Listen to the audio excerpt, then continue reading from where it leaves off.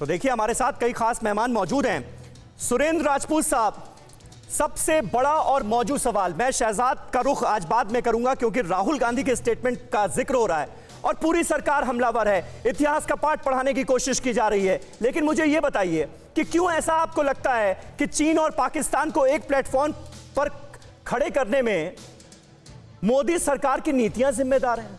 ऐसा क्या हुआ 2014 से लेकर अब तक कि आप ऐसा सोचने लगे?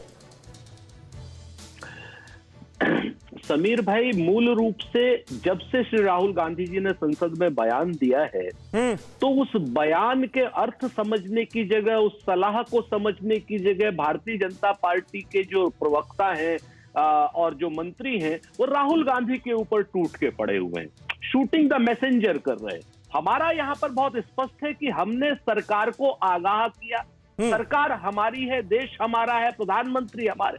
अगर हम उनको आगाह कर रहे हैं तो उसकी गहराई में जरूर जाएं और 2014 के बाद के भारत को देखें, 2014 से पहले के भारत को देखें। 2014 से पहले का Bharat look east policy, act east policy करके चाइना को सदर्न सी में जो था वो कहीं ना कहीं इंगेज रखता था। हमने वियतनाम को अपनी तरफ किया, कंबोडिया को अपनी तरफ किया, ताइपे के को हम सपोर्ट करने की बात करते थे। सारी की सारी चीजों में अगर आप ध्यान से देखेंगे तो 2014 के बाद इन सारी पॉलिसीज को खत्म। सुरेंद्र राजपूत साहब, लेकिन चीन और पाकिस्तान की दोस्ती कोई नई तो नहीं है। 1963 से लेकर 2013 तक के इतिहास पर अगर आप गौर करेंगे तो आप पाएंगे कि ये दोनों दुश्मन मुल्क एक साथ एक प्लेटफॉर्म पर खड़े हैं, एक दूसरे के साथ खड़े हैं। परमाणु सहयोग से लेकर 2013 में चीन पाकिस्तान इकोनॉमिक कॉरिडोर जिसे सीपैक कहा जाता है, उसकी शुरुआत तक देख लीजिए आप सारी चीजें।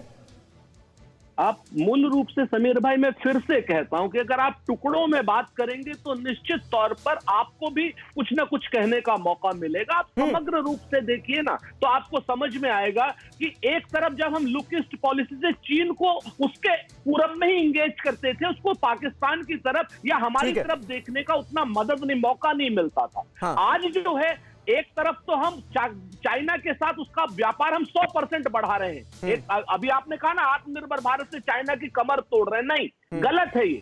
ठीक है, शहजाद पूनावाला एक जवाब जल्दी से आपका चाहूंगा। सुरेंद्र राजपूत साहब कह रहे हैं कि ये शूटिंग द मैसेंजर किया जा रहा है सरकार की तरफ से क्योंकि सरकार राहुल गांधी को बुद्धिहीन बता रही है।